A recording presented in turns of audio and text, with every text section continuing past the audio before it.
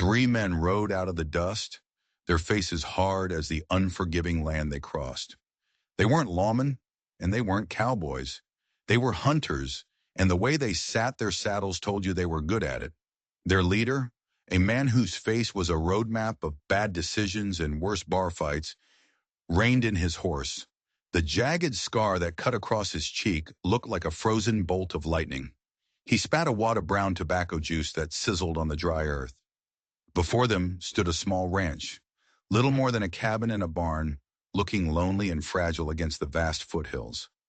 Smoke curled from the chimney, a thin gray finger pointing to the sky. It was a sign of life, a sign of hope for the boy hiding behind the woodpile, his breath coming in ragged, terrified gulps. But for the three riders, it was just a place to finish their work. The leader dismounted, his boots crunching on the gravel. "Afternoon, ma'am," he called out, his voice a thick syrup of false politeness. A woman had appeared on the porch. She was middle-aged, her hair streaked with gray, and pulled back in a simple, no-nonsense braid. She clutched her apron, her knuckles white.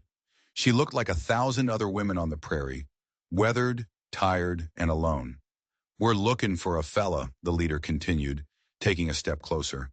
"Young, hurt, might have come this way." The woman's shoulders were hunched. Her hands trembled. I haven't seen anyone," she stammered, her voice a weak, wavering thing. "Please, I don't want any trouble. I'm just a widow, living all by myself." The man with the scar smiled, but it was a predator's smile, all teeth and no warmth. He exchanged a look with his men, a silent communication that spoke of violence and satisfaction. He took another step, then another, closing the distance until he towered over her. "Mind if we look around? Won't take but a minute." "Please," she whispered, shrinking back. "Please, just leave me be." His hand moved slowly, deliberately toward the gun on his hip. "Now don't you worry your pretty little head, ma'am. This won't hurt a bit." And that's when it happened. In the space of a single heartbeat, the universe tilted on its axis. The trembling widow vanished. The woman who stood there now was something else entirely. Her posture straightened, her eyes went from frightened to glacial. Her right hand, which had been clutching her apron, flashed out with the speed of a striking snake. It wasn't empty. It held a small, wicked-looking garden knife. Before the man with the scar could even register the change, the blade was buried to the hilt in his throat. There was no scream, just a wet, gurgling sound as his life poured out into the dust. Before his body even started to fall, she had the knife out and was moving. The second rider, his face a mask of disbelief, was fumbling for his own gun. He was too slow. A small revolver, a Colt Peacemaker, seemed to materialize in the woman's left hand. There was a single, sharp crack that echoed across the yard. A neat black hole appeared precisely between the rider's eyes. His expression of shock was frozen on his face as he crumpled to the ground, dead before he knew what killed him. The third man, panicking now, managed to draw his weapon and fire. The shot went wide, kicking up dirt a foot to her left. But the woman wasn't there anymore. She moved like smoke, like water, flowing around his clumsy shot. She closed the distance with a terrifying, inhuman grace. Her hands shot out, gripping his head. There was a single, practiced, violent twist. The crack of his neck breaking was the last sound in the sudden, deafening silence. 3 men, 3 seconds, 3 bodies. From behind the house, the young man she'd been hiding emerged, his face pale, his eyes wide with a mixture of awe and terror. The woman stood motionless among the dead. The small revolver was still in her hand. Her apron was now stained a deep, horrifying crimson. Who are you?" the young man whispered, his voice trembling. She turned to him, her eyes as cold and distant as winter stars. She methodically wiped the bloody blade on her stained apron, the simple domestic action made grotesque by the carnage around her. For a moment, she looked like someone else entirely, someone dangerous, someone who had seen death, who had dealt death, many, many times before. Then the mask slipped back into place. The coldness receded, replaced by a quiet weariness. "Just an old widow," she said, her voice soft again, as she tucked the knife and the gun back into hidden pockets in her apron. Nothing more. But the young man knew, and now you know, that was the biggest lie ever told on the prairie. This was no widow. This was a reckoning. And her story was only just beginning. The woman they called Elizabeth Holcomb had hands that never shook. She could stitch a wound on a screaming man in the middle of a battle without a single tremor. They were steady now as she closed the gash on young Tommy Miller's forehead. He was a neighbor's boy, only 10 years old, and he sat rigidly on her kitchen table, trying his best not to cry. "Almost done," she murmured, her voice a soft, soothing balm. "You're being very brave." The afternoon sun slanted through the windows of her tidy cabin. Herbs hung from the rafters, filling the air with the scent of sage and lavender. She knew the purpose of every single one, some for medicine, some for seasoning. It was knowledge passed down through generations, sharpened by necessity in a world that had tried its best to break her.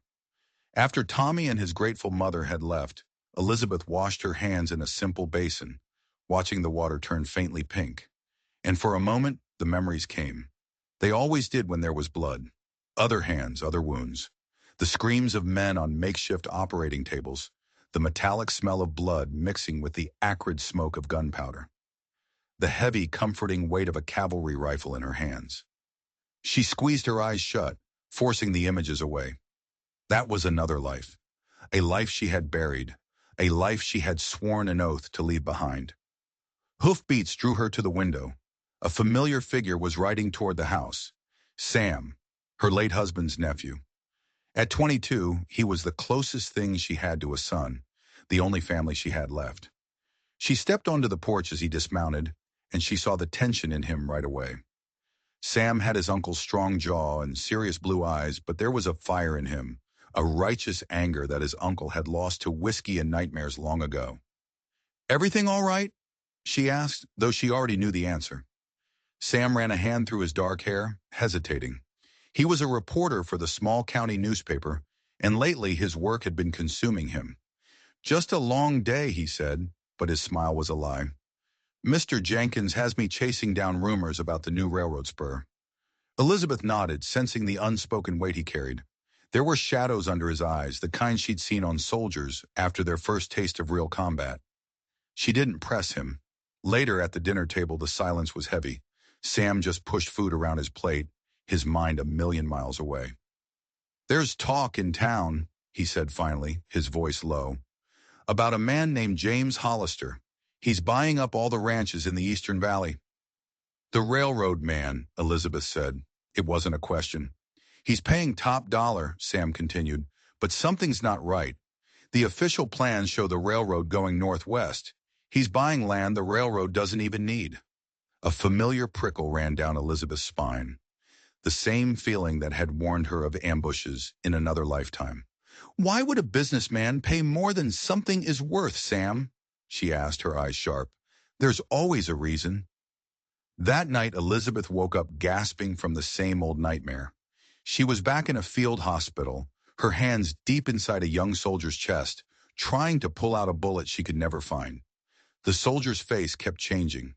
A stranger, her husband William, her little boy Jack. And then Sam. Always it ended with Sam, his eyes pleading with her as the life bled out of him. She couldn't save them. She could never save them. She went to the window and looked out at the moonlit land. This little ranch was all she had left. It was where her husband and son were buried. It was where she had buried her old self, the woman who knew how to kill. She'd made an oath on her son's grave. Never again. Never again would she use her skills to harm another human being. But as she stood there, a cold dread washed over her. What if keeping that oath meant she couldn't protect the last person she loved? What if the past wasn't buried at all? What if it was just waiting for the right moment to come clawing its way back to the surface? For 3 weeks, a tense, unnatural quiet settled over the ranch. Collins, Hollister's oily land agent, didn't come back. But Elizabeth wasn't a fool. She saw the new faces in town, the men who watched her from a distance, who lingered a little too long near the general store. They were Hollister's men, no doubt about it. She felt the net tightening, and the old habits, the ones she had tried so hard to forget, came back as easily as breathing. She started checking sight lines from her windows, noting the best escape routes. She slept with a heavy kitchen knife on her nightstand. The quiet widow was gone. The scout was waking up. Sam was consumed by his investigation. He'd come home late, his saddlebag stuffed with papers, his eyes burning with a dangerous fire. Elizabeth would catch fragments of his whispered conversations with himself. Financial records, secret investors, the name of a powerful senator, a man named Kincaid, a name that stirred a dark, cold memory in the depths of her soul. "I'm close to something big, Aunt Lizzie," he told her one morning, his voice electric with a young man's certainty. "Mr. Jenkins is giving me the front page if I can just verify one last source." The words sent a chill through her. It was the same tone her husband William had used before he went off to a war that would break him in ways bullets never could. "Sam, be careful," she pleaded, a familiar dread coiling in her gut.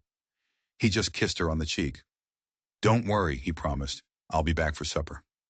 That afternoon, Elizabeth was called away to the Thompson farm. A baby was coming, and it was a difficult birth. She worked for hours, her hands sure and steady, bringing a new life into the world while a terrible feeling grew that another life was in danger. By the time the mother and child were safe, night had fallen. "Stay till morning," Mr. Thompson urged her.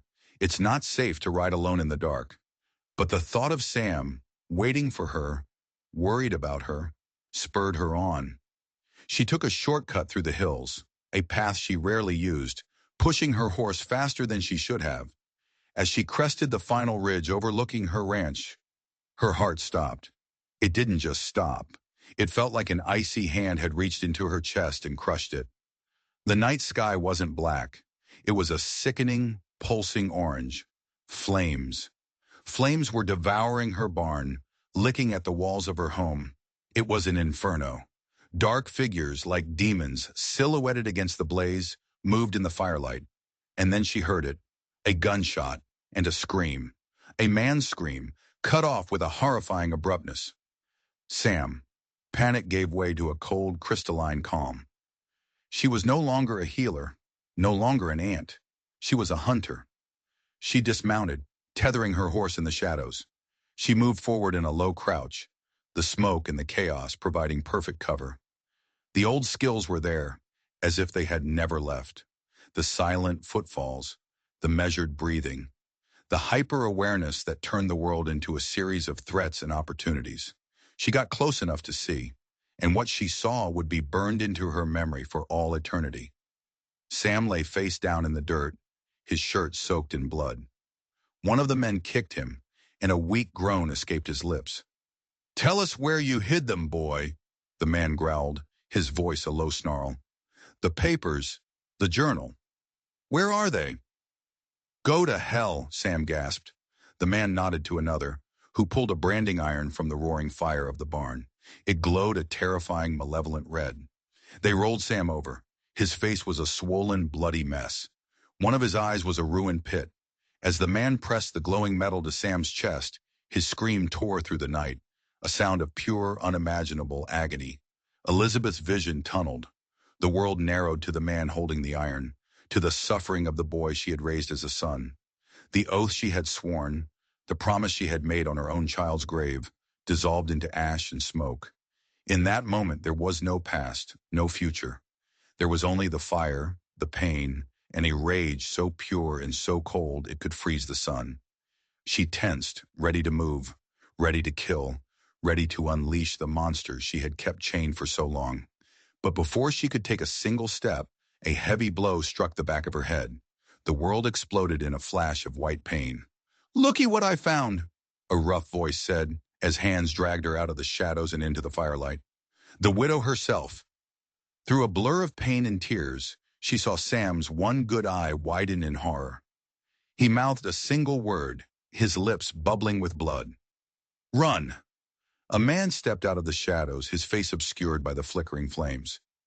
"Mrs. Holcomb," he said, his voice calm, almost regretful. "I'm sorry it had to come to this." They forced her to her knees beside Sam. Up close, she saw the full horror of what they had done to him. His fingernails were gone. Patches of his skin had been flayed away. These weren't just thugs. They were professional torturers. "Where is the journal?" the leader demanded. Elizabeth stared at Sam's ruined face, her heart a block of ice in her chest. "I don't know what you're talking about," she whispered, her voice a stranger's. "Please, just let us go."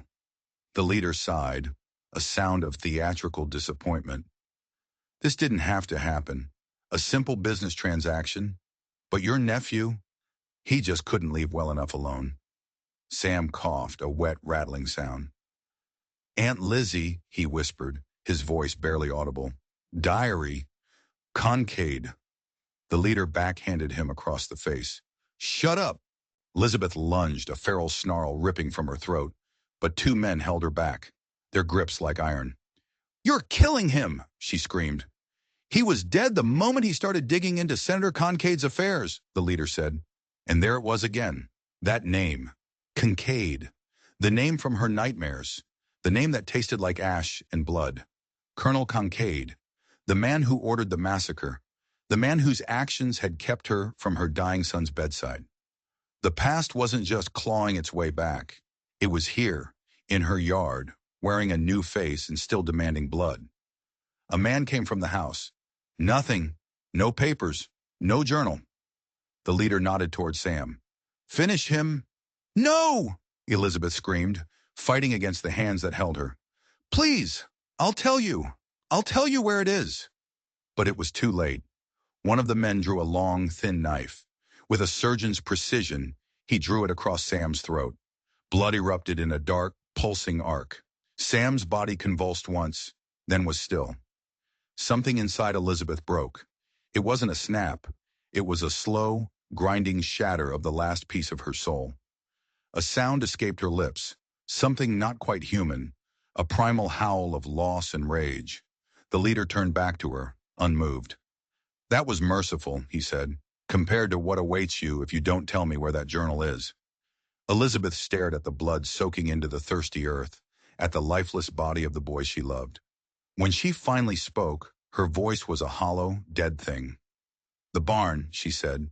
"Behind the grain bin, there's a loose floorboard." The leader sent two men to check.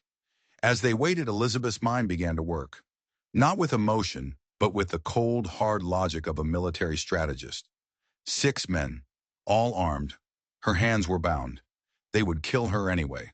Her only chance was to make them believe she was already dead inside. The men came back empty-handed. "She's lying!" The leader's patience was gone. "Throw her in the house. Let her burn with her secrets." Strong hands lifted her, carried her toward the roaring inferno that had been her home. The heat was a physical blow, scorching her skin, searing her lungs. "Nothing personal, ma'am," one of the men grunted as they swung her toward the doorway. "Just business."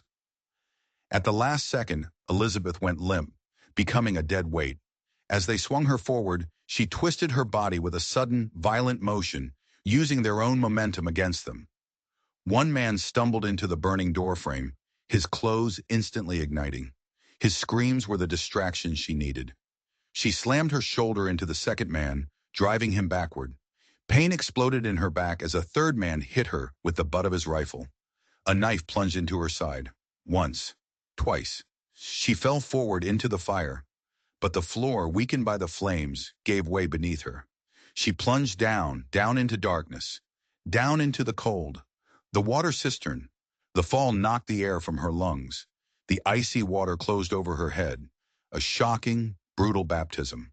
Her hands were still bound. She fought her way to the surface, gasping for air in the smoky space between the water and the burning ceiling above.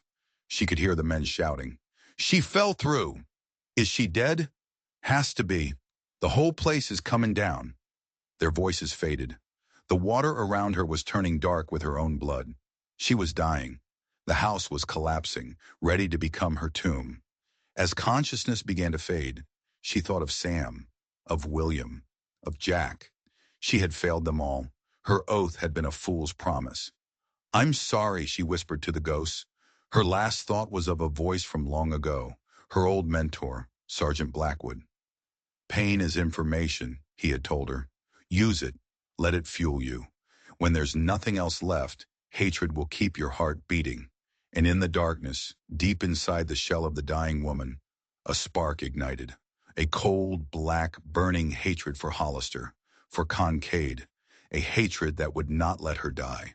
Pain was the first thing she knew, a deep, throbbing, constant ache that was a testament to the fact that she was, against all odds, still alive.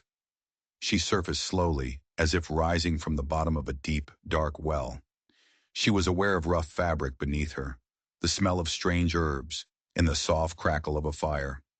Not the ravenous roar that had consumed her home, but a controlled, comforting hearth fire.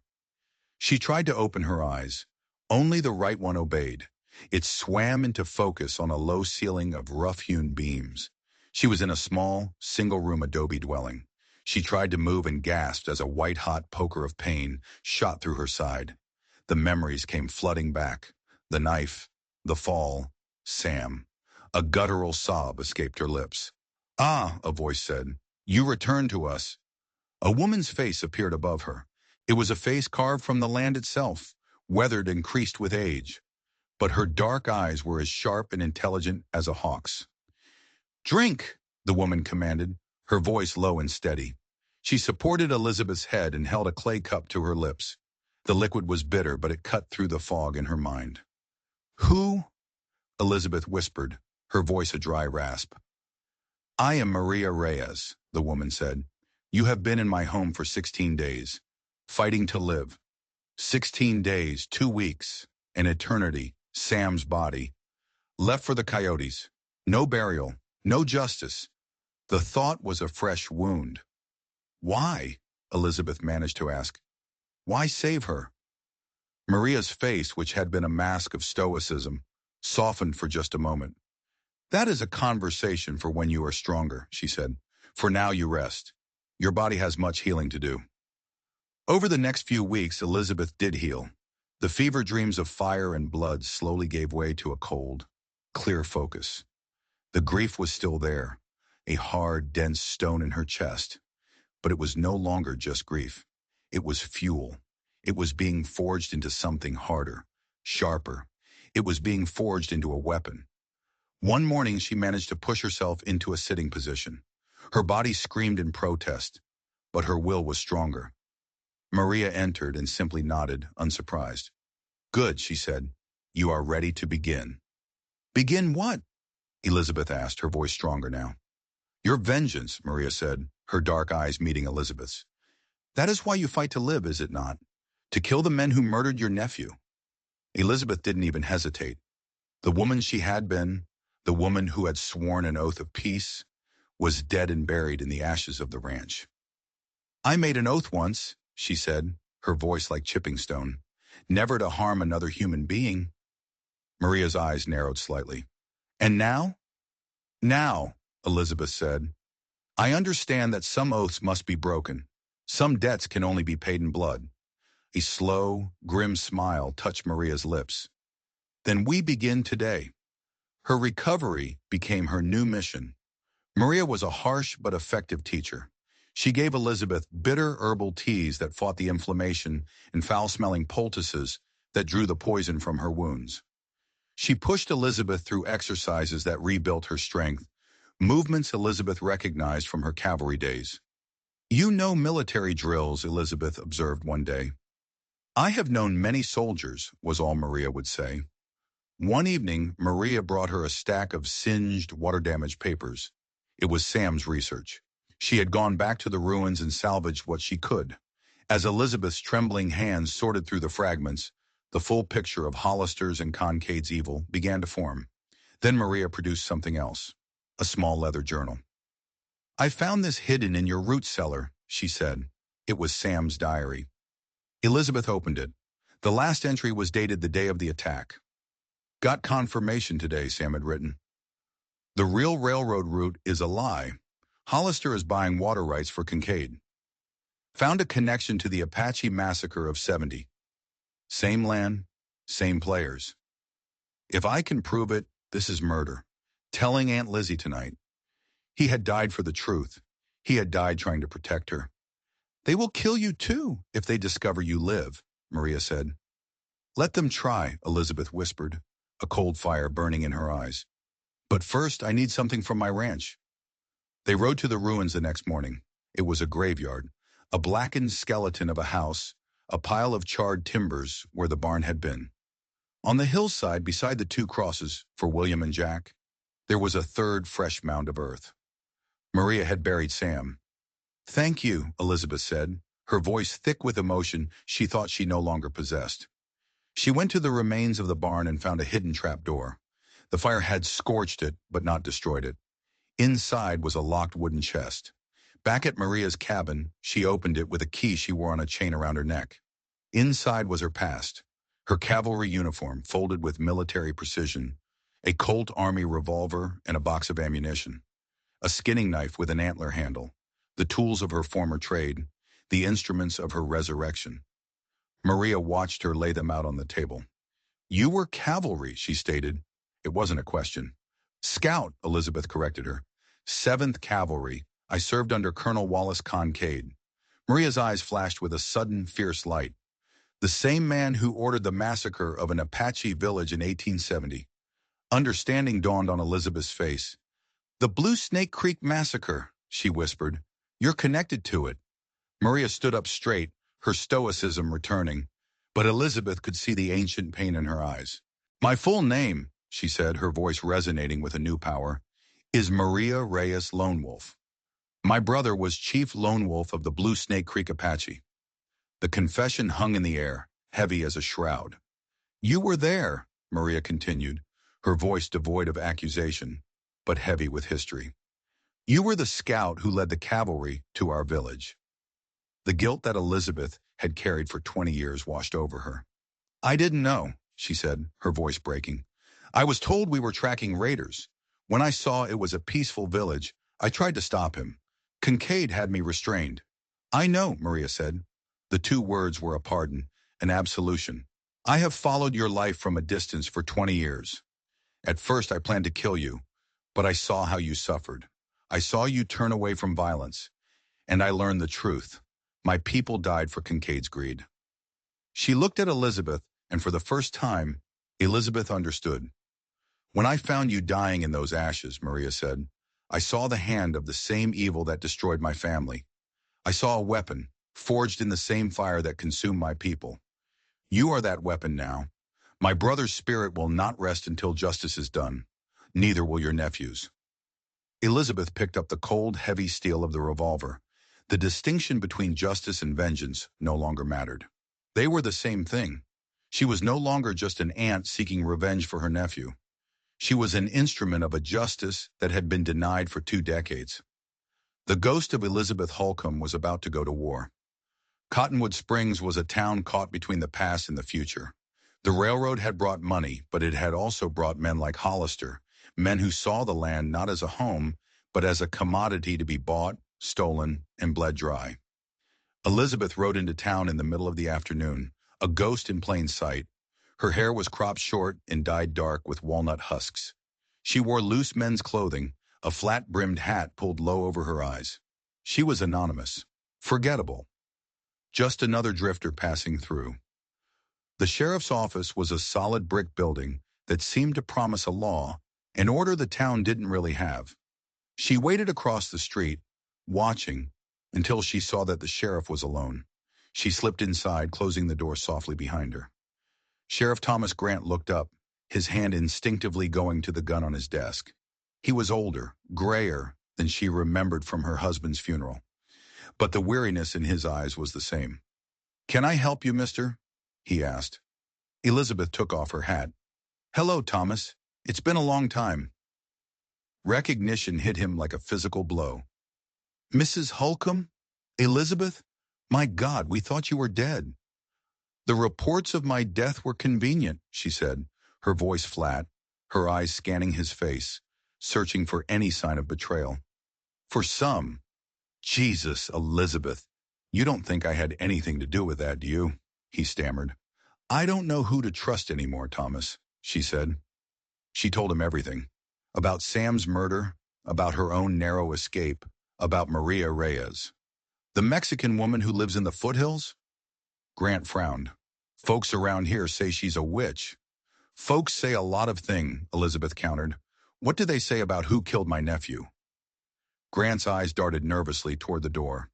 Officially, he said, lowering his voice, it was a tragic accident. Unofficially, people talk.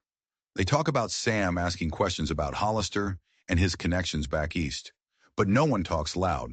Hollister has men on his payroll everywhere. Are you on his payroll, Thomas? The question was a loaded gun pointed right at his heart. Anger flashed in his eyes, quickly replaced by a deep sadness. William Holcomb saved my life at Antietam, he said, his voice thick with memory.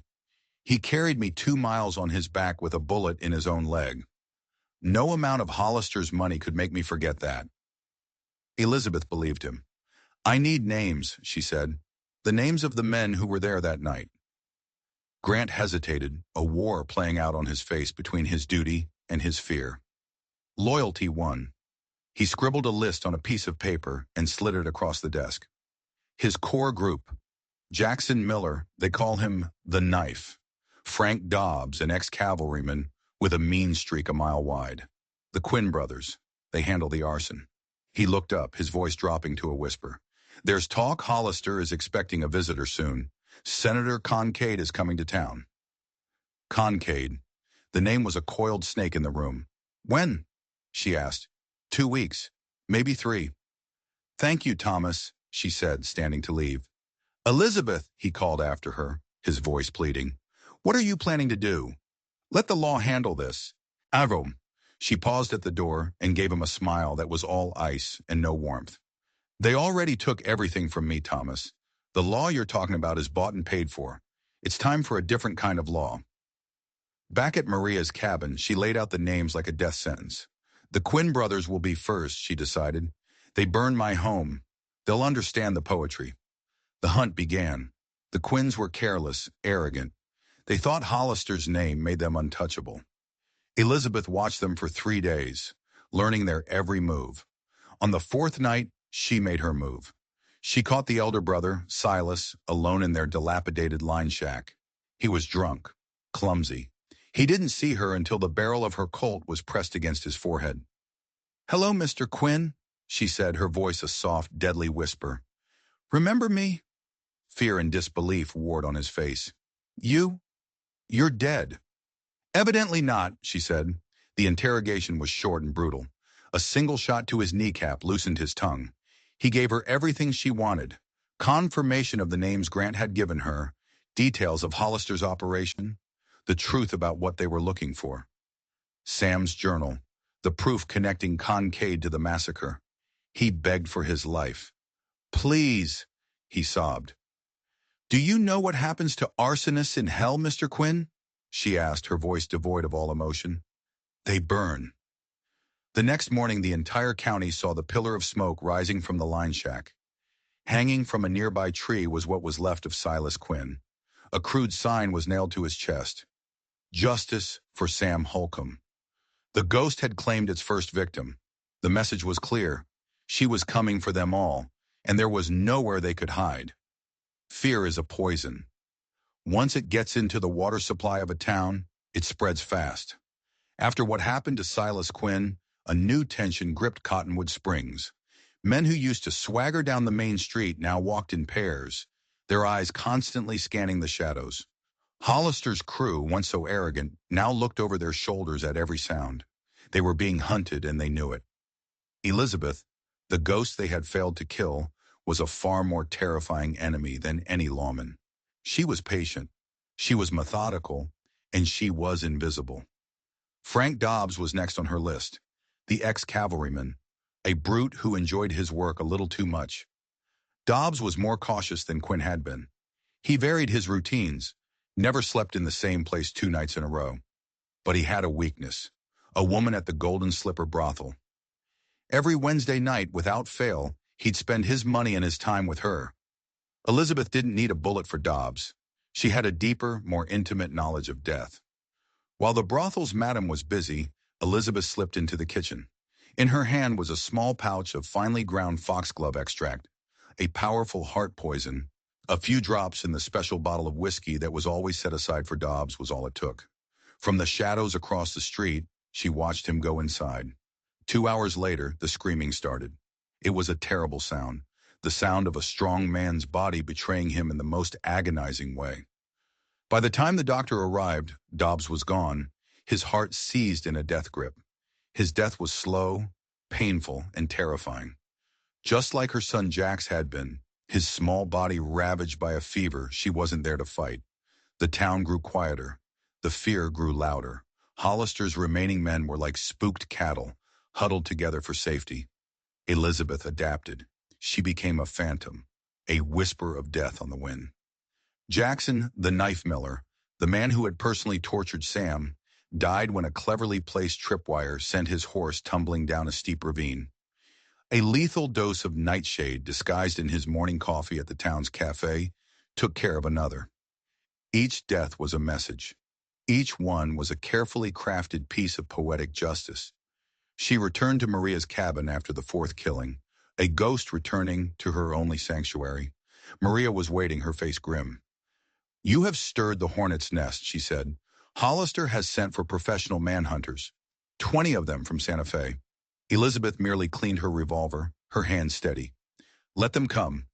You cannot fight an army alone," Maria warned. "I'm not fighting an army," Elizabeth replied, looking up from her work, her eyes glittering like chips of ice. "I am hunting 5 more men. Hollister will be the last. I want him to know I'm coming. I want him to feel the fear his men felt." Maria was silent for a long moment. She seemed to be making a decision. "Then perhaps it is time," she said, "that I told you the rest of the story." Elizabeth set down her cleaning cloth.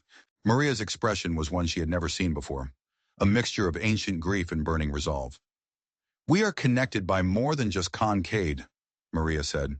"You know I am Apache. You know my family was killed at Blue Snake Creek." Elizabeth nodded, the old guilt stirring within her. "There is something else you must know," Maria continued. "When I found you in the ashes of your home, I went through what was left of your husband's things. I found letters he had written, letters to the territorial governor that were never sent." Elizabeth frowned, confused. "What letters?" "Letters," Maria said, her voice dropping, detailing his own investigation into Colonel Wallace Concade and the Blue Snake Creek massacre. William knew. He knew the massacre was a land grab. He was trying to expose Concade 5 years ago. The world seemed to stop spinning. William. Her William, who she thought had been broken by the war, who she thought had drunk himself into a deep, dark hole of despair. He hadn't been giving up. He had been fighting. "The day he died," Maria said softly, "was the day after he wrote the last letter. The one where he said he had found a witness who would testify against Concade." A new, more terrible understanding dawned on Elizabeth. "It wasn't suicide," she whispered, the words tasting like poison. "No," Maria confirmed. "It was murder. They killed him to silence him, the same way they killed Sam." The grief Elizabeth felt was sharp, immediate, and utterly devastating. For 5 years she had mourned a man who had given up. For 5 years she had carried the guilt of not being able to save him from himself. But it had all been a lie. He hadn't been a victim of his own demons. He had been a casualty of the same war she was now fighting. He had died a hero, and she had never known it.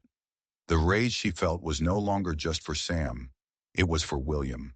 It was for the 20 years of lies. It was for the life that had been stolen from her, piece by bloody piece.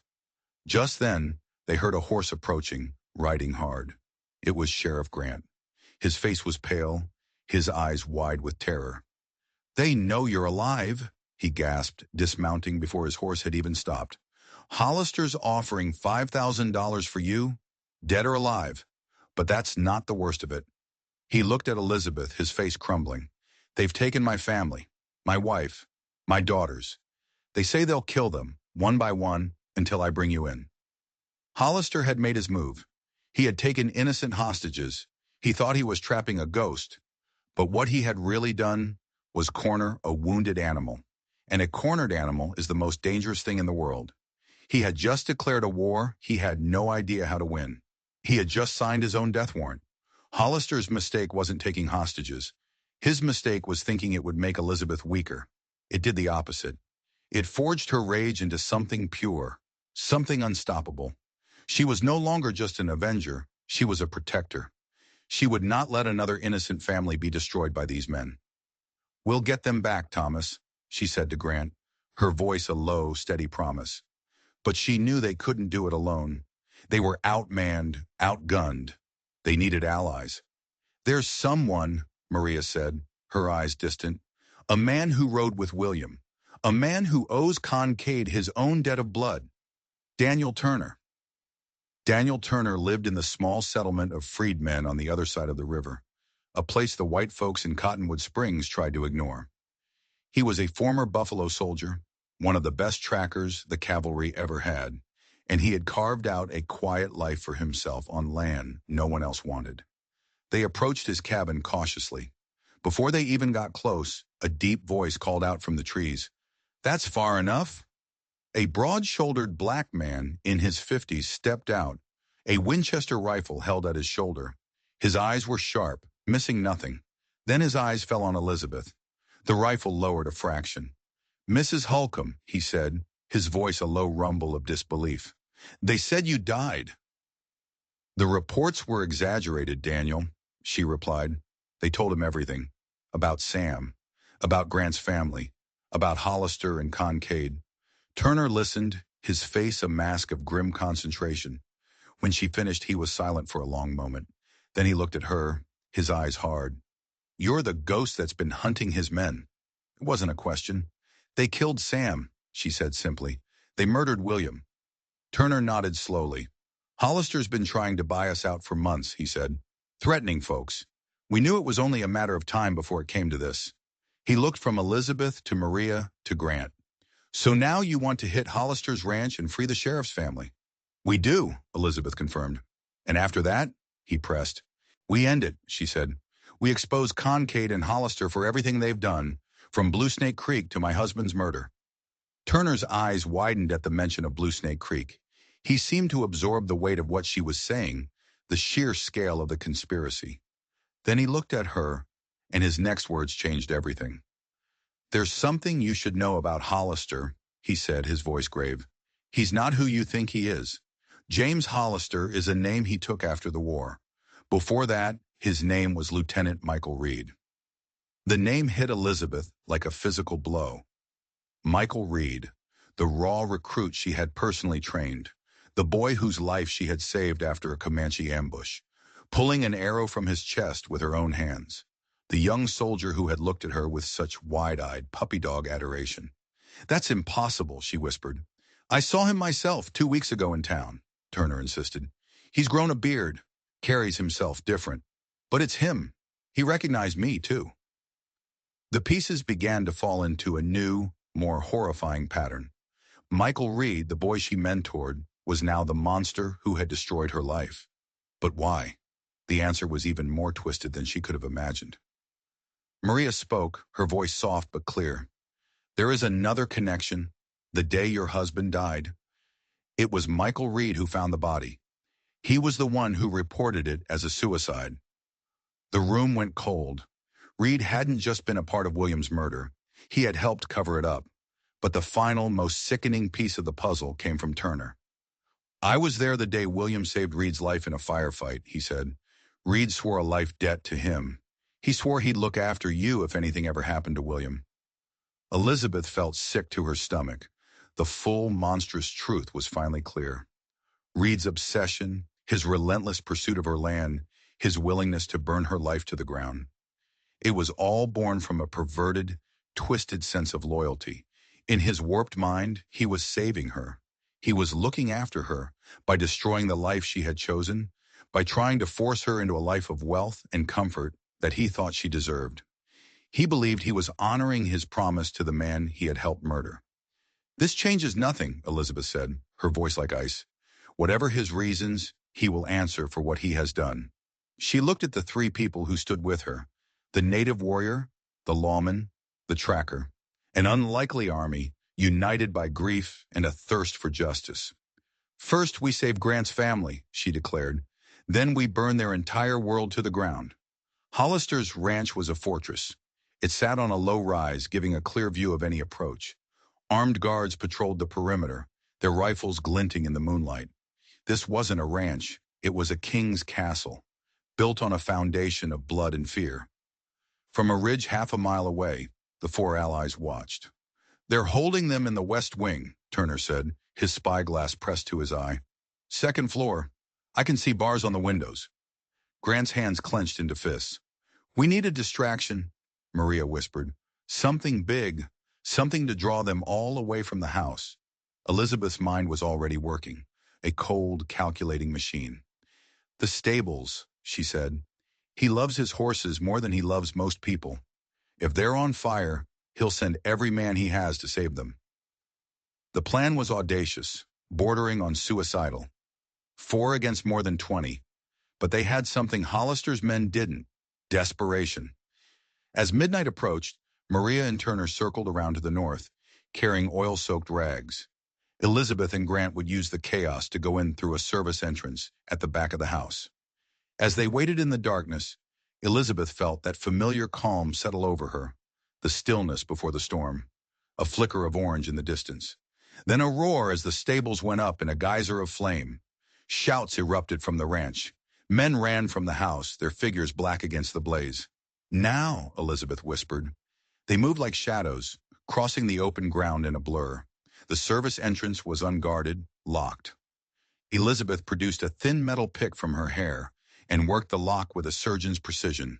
A soft click, and they were inside. The house was a labyrinth of dark hallways. A cook stumbled out of the kitchen, his eyes wide. Before he could make a sound, Elizabeth had her revolver to his temple. "The sheriff's family, where?" she hissed. "Upstairs, end of the hall," he stammered. A sharp blow from the butt of her gun, and he crumpled to the floor unconscious. They took the stairs, every creak of the floorboards a thunderclap in the silence. At the end of the hall, 2 guards stood outside a heavy oak door. Grant tensed, but Elizabeth put a hand on his arm.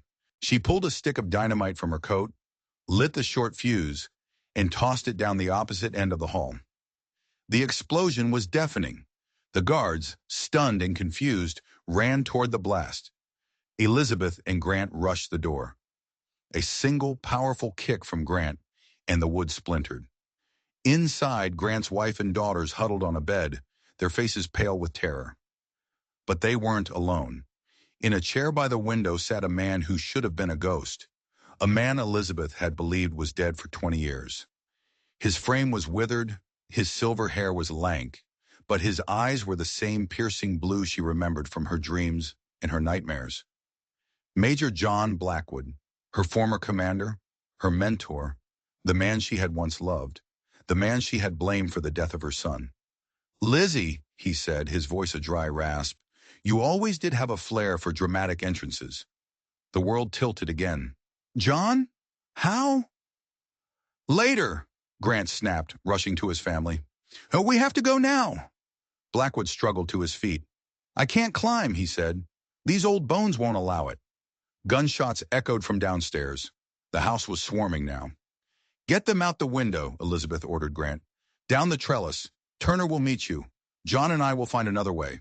As Grant helped his family escape, Elizabeth turned to Blackwood. He was a prisoner here. But why?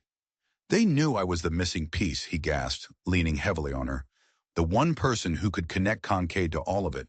He pointed to a small hidden door. "Servants' stairs." They slipped through just as the main door burst open behind them. They stumbled down the narrow, twisting stairs and emerged in the kitchen pantry. The house was chaos.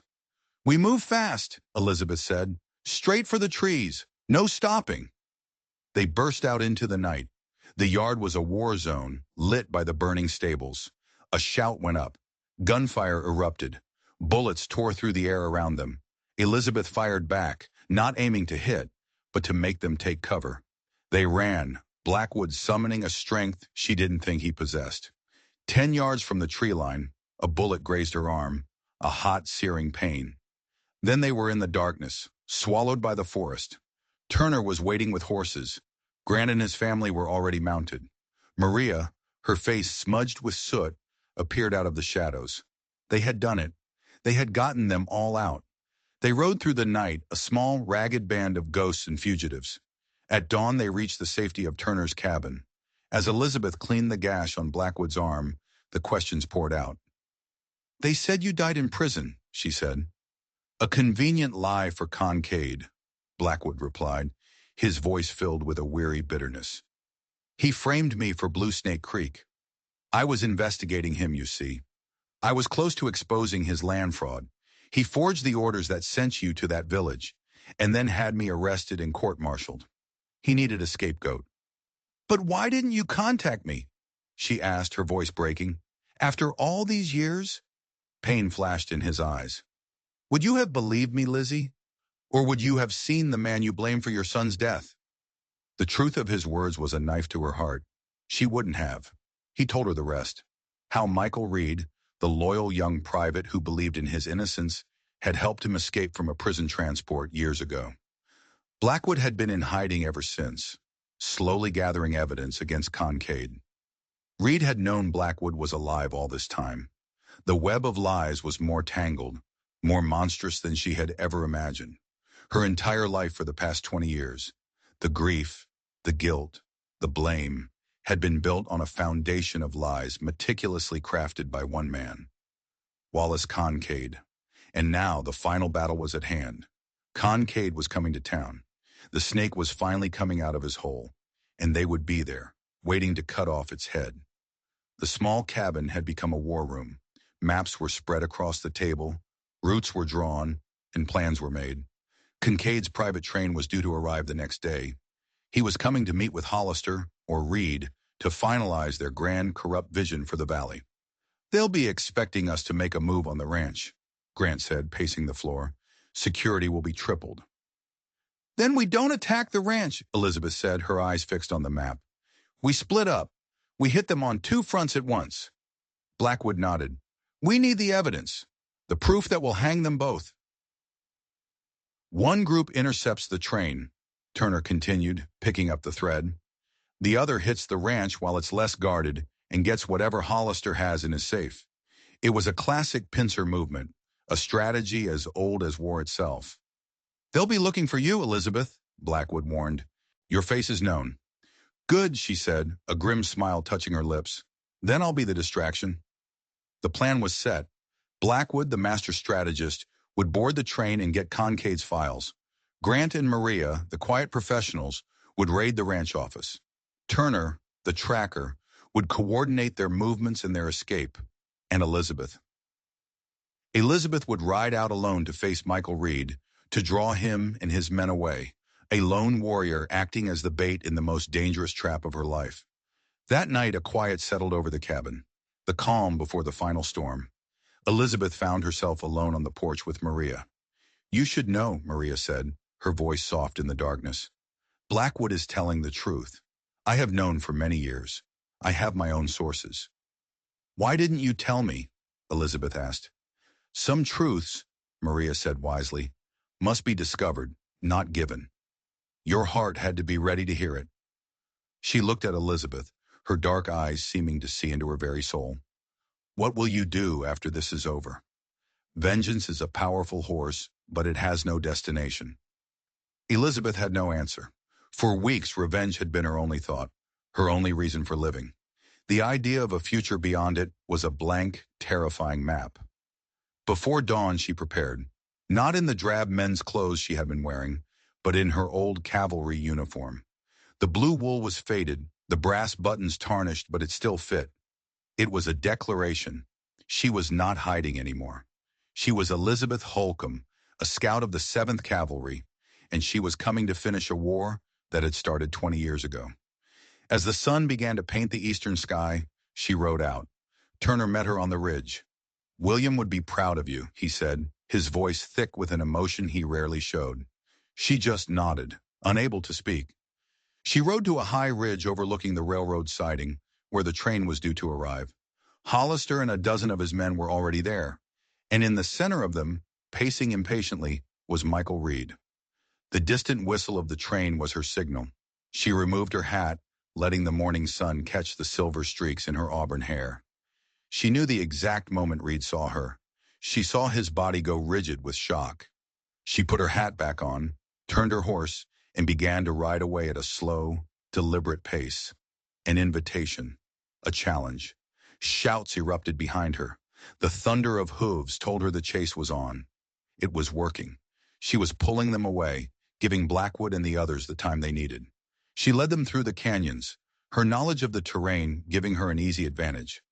After an hour, she let them get closer. She led them into a box canyon, a natural amphitheater of red rock. She rode her horse up a narrow trail to a ledge 20 feet above the canyon floor and dismounted. She stood there waiting for him. Reed and his men clattered into the canyon below. "Hello, Michael," she called out, her voice echoing off the stone walls. He looked up, his face a storm of conflicting emotions. "Elizabeth," he breathed, "you're alive." "Disappointed?" she asked, her voice dripping ice. "Why, Michael?" she demanded. "Why did you do it? Why did you murder my husband?" "I didn't," he started to say. "We found the telegram," she cut him off. "The order from Concade. You covered it up. You let me believe he killed himself. The man you swore a life debt to." His carefully constructed world began to crumble. "I was trying to help you," he shouted, his voice cracking. "I promised William I would look after you. You were wasting your life on that dirt patch. I was trying to save you." The sheer, insane arrogance of his words stole her breath. He truly believed it. He was the hero of his own twisted story. "The woman I knew would never have surrendered to such a half-life," he said, his voice full of a bitter, possessive disappointment. "The woman you knew," Elizabeth said, her voice dropping to a deadly calm, "died at Blue Snake Creek. The woman you knew died the day her son died, because she was following orders from a monster like Kincaid. And speaking of which, Blackwood is alive, Michael. And right about now, he's on Kincaid's train, collecting the evidence that is going to hang both of you." Panic flashed in his eyes. He turned to his men. "Back to the train, now!" But it was too late. Before he could move, a massive explosion ripped through the air from the direction of the railroad siding. A huge plume of black smoke billowed into the sky. Blackwood's signal. In that split second of distraction, Elizabeth fired. Not at Reed, but at the rock face above his men, sending a shower of stone and debris down on them. While they scrambled for cover, she disappeared into a narrow fissure in the rock, an escape route she had scouted days before. Turner was waiting on the other side with fresh horses. They rode like the wind, leaving Reed and his broken promises behind in the dust. They met the others at a prearranged rendezvous point.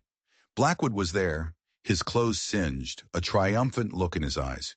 He held up a heavy leather ledger. "Kincaid's entire career," he said. "Every bribe, every murder, every lie. It's all in here." Grant and Maria had been successful too.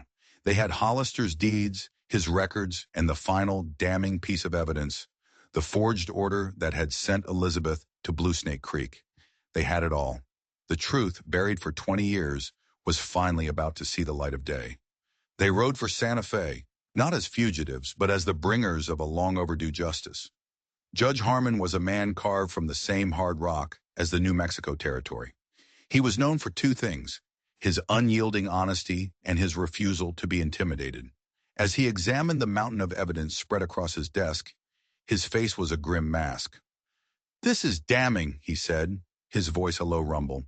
"You understand that by bringing this to me, you have declared war on the most powerful men in the territory." "The war was declared a long time ago, Your Honor," Elizabeth said. "We're just here to finish it." Harmon nodded, his eyes showing a grudging respect. He picked up his quill and signed the warrants for the arrest of Senator Wallace Kincaid and James Hollister, also known as Michael Reed. "Marshal Connor will serve them," he said. "He's a good man. You should stay here, where it's safe." But they all knew this was far from over. As the judge left to summon the marshal, a sense of foreboding filled the room. This was too easy. Men like Kincaid didn't just surrender. Minutes later, the door burst open. It was Marshal Connor, his face pale. "Judge Harmon's been shot," he gasped. "An assassin, waiting for him outside. He's alive, but barely." Kincaid had struck back, faster than any of them had anticipated. "They know we're here," Connor said, his hand on his gun. "The shooter talked. They have men all over the city." He held up the signed warrants.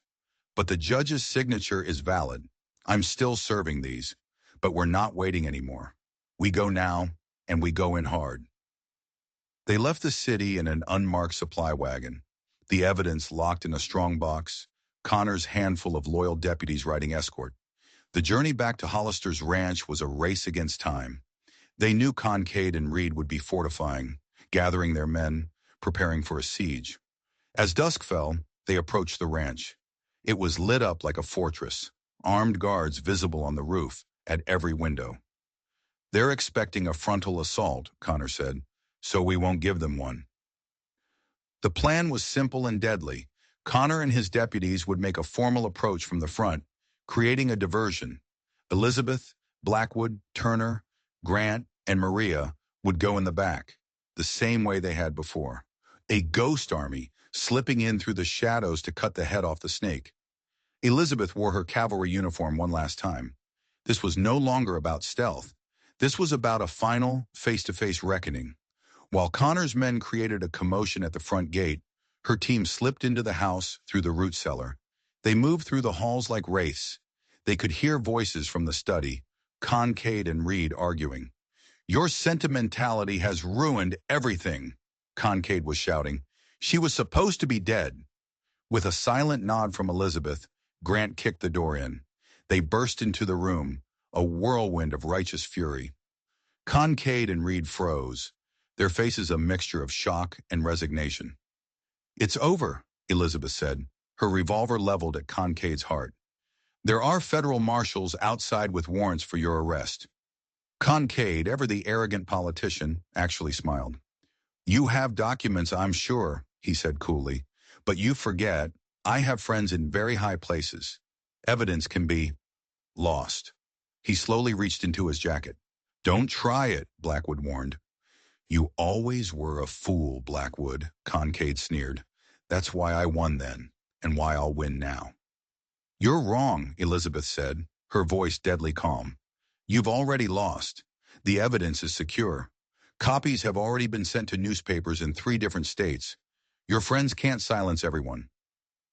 For the first time, a flicker of fear crossed Kincaid's face. In that moment of hesitation, Reed moved, but not for a weapon.